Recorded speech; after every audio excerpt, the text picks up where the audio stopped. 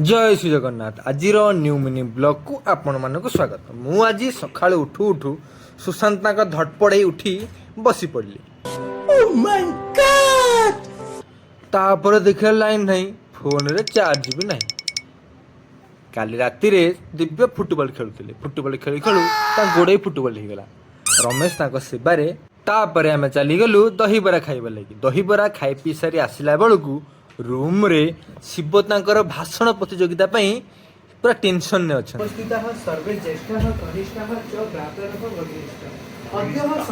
तापर आज आम हॉल रे श्लोकांत प्रतियोगिता होउथिला। श्लोकांत प्रतियोगिता रे आमे माने समेत भाग नैथिलु।